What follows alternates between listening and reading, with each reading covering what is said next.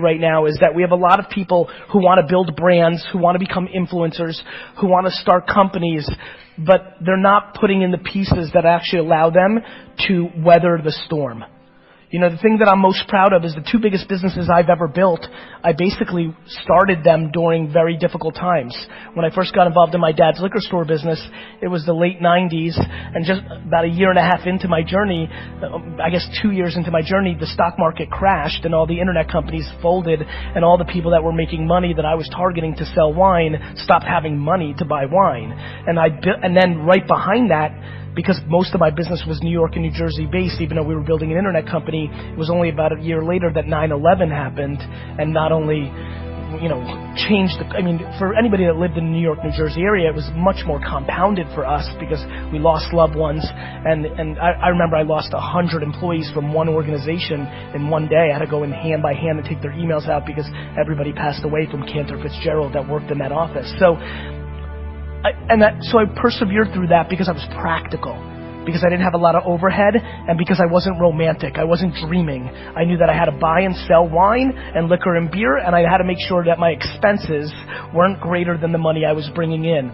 VaynerMedia started in the ashes of the economic meltdown of the U.S. When I started VaynerMedia, people didn't want to pay $5,000, let alone the $50,000 or $100,000 they pay us a month now for our services. And when I started VaynerMedia, it's funny, I watch everybody watch my journey now, and, there's that cliche thing of like overnight success, right? I'm going to have this TV show come out this June, and it's going to change my profile, right? I'm going to sit on a stage with Will.i.am and Gwyneth Paltrow and Jessica Alba for this Apple show that I'm about to do, and everybody's going to say, where'd he come from? That happened overnight, and it's even really happened in social. I'm sure for a lot of you, you've only really even have known about me for the last 6 months or so, even though I've been putting out content online for 10 years every single day. And so the thing that I've been really thinking about is practicality. Like VaynerMedia, even though I had already built a nice sized business, it wasn't like I was extracting a lot of money out of Wine Library. And so when AJ and I started VaynerMedia 7 years ago, we started it out of a company called Buddy Media's conference room. For the first 2 years that I ran VaynerMedia, we had no rent. We first worked out of a conference room. We then worked out of a co-working space before the whole WeWork and co-working space revolution, and I bartered my time to help that company in exchange for a very small space. We didn't buy furniture. We scrapped. And I'd already made it. I was already rich. And we scrapped. And so the biggest thing that I want to implore everybody here today to do is to take a step back and think about how fancy are they. Are you willing to be really, really, really ghetto? Do you really need that chair? Do you really need that piece of technology? Do you really need to fly that class? I just think that we're living through an incredibly fancy culture of entrepreneurship. Entrepreneurship and CEO status is quite sexy. People are selling a lifestyle that is filled with lots of fun and trips and champagne and bikinis and bling bling and all sorts of horse shit, right? And I just think that era of this era is going to come to an end somewhere within the next 5 years. And very honestly, I just don't want a lot of people in this room that dream to build their own businesses to have to go work at a bank or go work at a retail store. And so I would highly recommend something that I think is stunningly not talked about enough, which is if you're building a business, you have to be making money.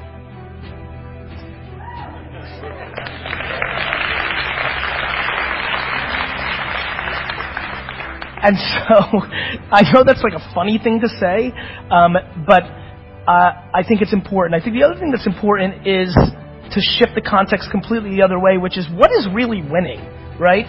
Like, what is the definition of winning? And I think we all have different definitions, right? And I think that one of the things that I also want to say is that I'm getting scared that a lot of people that are following my journey hear me talking about buying the New York Jets, and I do. aspire to buy a $3 billion sports franchise. I do. It is what I want. You can look at my 5th grade yearbook long before business was cool. It's what I want to do. But I'm awfully scared that it's pressuring the people that follow me into trying to achieve things that they don't necessarily want. They just think it's the thing you do if you're trying to be a successful business person. Let me promise you something. I know tens of thousands of people. I know thousands of people extremely well. I know hundreds of people deeply well. There is no correlation between how much money someone makes and their level of happiness.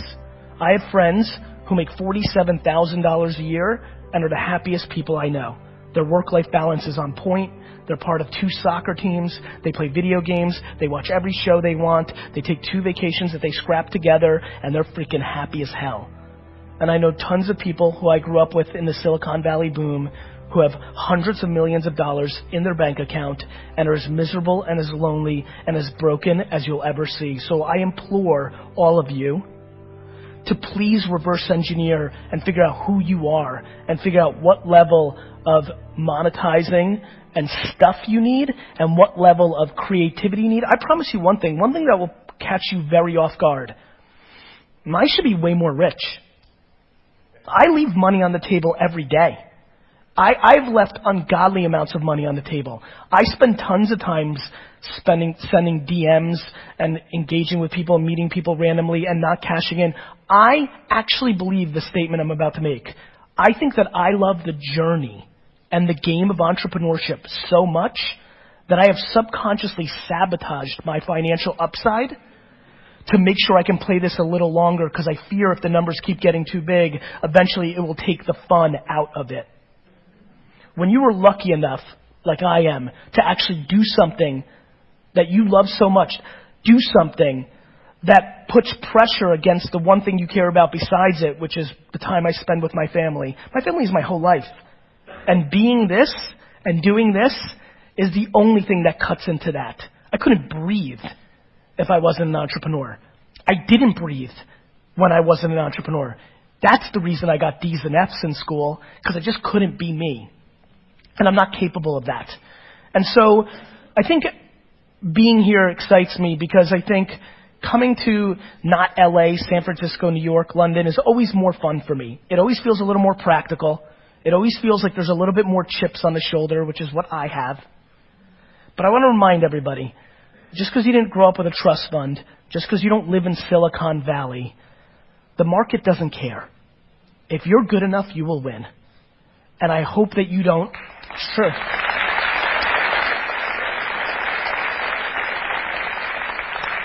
And if you sit around and ponder, well, if I didn't live here, or if my mom wasn't an alcoholic, or if I just learned about this earlier, or if I'd been following this person earlier, or if I wasn't born a woman, or if I wasn't born a minority, if you sit and do that, you are losing. You're not wrong. It's just that business and marketing and all this doesn't care. There's just no emotion in the market. Like, that's it. And so I think we need to start having much deeper, much more serious conversations of practicality. You know, it's fun, and I love this space the most. But I loved it long before it was sexy. I loved it long before people wanted to take selfies with me. I loved it long before athletes and celebrities and rappers wanted to be entrepreneurs. I loved it long before that. It was my destiny. It was who I was. It was how I was wired. It was the only thing I knew. That's why the 4-year-old me ripped flowers out of yards and sold it. You don't read about being an entrepreneur at 5, 6, 7, 8, and 9. I didn't jump on this because it's cool now and it makes me money and girls. I did it because it's all I ever was. And I implore you, if you came here to be an entrepreneur, but this talk allows you to realize you're really an artist, or you're really a number 3 in a company because you bring this level of energy and you don't want to be a number 1, because let me promise you something about being a number 1. I'm not an entrepreneur. I'm a firefighter. My entire life is taking care of crap, putting out fires. 24/7, 365, my whole life is, this is a problem. Fix this, and guess what? When you're the last line of defense, there's no blaming your boss. There's no blaming the logo. There's no blaming the government. It's all my fault. All of it. And so, it's super sexy, but what's not being talked about is the friends and acquaintances I have who've committed suicide in the entrepreneur land the last 4 years because nobody talks about the downside. Everybody thinks they're going to be Zucks. Everybody thinks they're going to build Snapchat. Go look at the data. The data shows that the far majority of this room will not succeed, not even close to building an actual business. And I don't come here to be somber. I come here to remind you that there's only one thing you can do. The only thing you can do that can trump the moment mommy and daddy had sex to make you. The only thing that can trump that. The only thing that can trump your DNA. The only thing that is controllable. If you want it, if you want this, is work.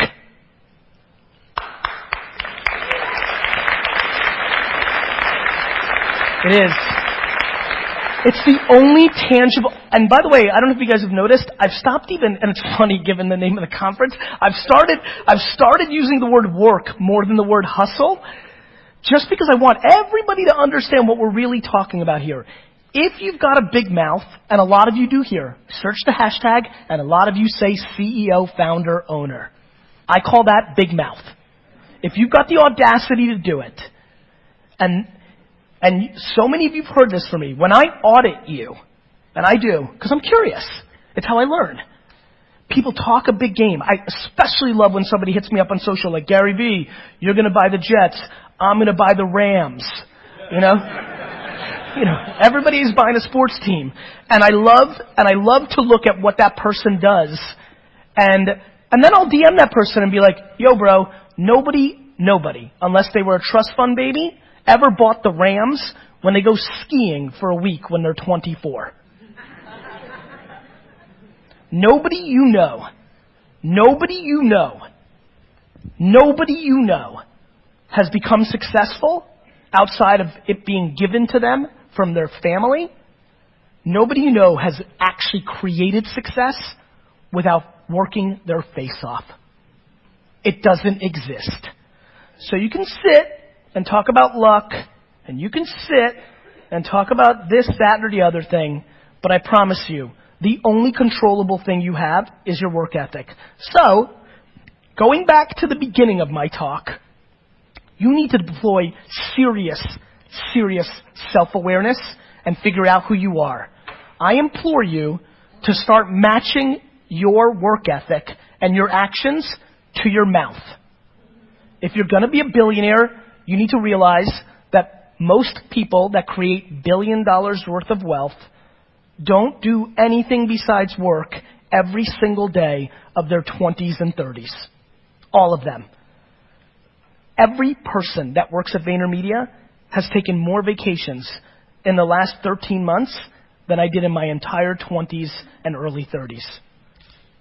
My family went on 2 family vacations my entire childhood.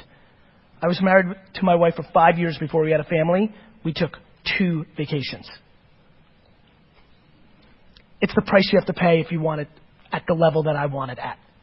And by the way, I advise nobody to want it at that level. I'm being dead serious. This is a very true statement that I think most of you will not believe, but I'm telling you it's the goddamn truth. If there was a drug that could take some ambition out, I would take it. It is so extreme. It is all in. The reason I started Daily V was to remind you that I'm outworking you. That when you talk and you're trying to figure it out, when you're trying to say you're going to be like me, I want you to see it. I want you to see every other day 5 a.m. I want you to see every day midnight. All of them. Every day. Always. Forever. That's what it takes for what I want. Good news is, between what I want and what is achievable and is considered unbelievably all-time happy is a big gap. So there's plenty of vacation time. I know tons of people with vacation time. I know tons of people with work-life balance. I know tons of people that do tons of fun activities and that make 7-figure, millions of dollars a year and love it. I'm playing for legacy. I'm playing for all time.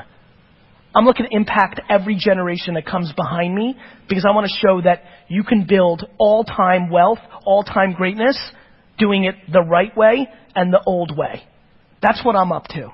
So please make sure you understand that, and more importantly, make sure you understand yourself so that you can reverse engineer that blueprint and figure out where you fit within that and then deploy it. But I promise you, you will not get there with your big idea. I promise you, sitting around and saying, oh, I had that idea for Uber before Uber did. Nobody gives a shit. I've got every idea that's going to be successful over the next 100 years. It's all about AI and VR and AR and augmented and all this. I'll give them to you all. It doesn't matter because most of you won't execute against it. The reason I put out all my best stuff and I'm liked and I don't charge for it is somewhere along the line I realized that 99.9% of you aren't going to do anything about it. You're going to ponder it. You're going to get super pumped up when you watch me say it. And then 3 weeks later, you're going to give up because you're not willing to pay the price.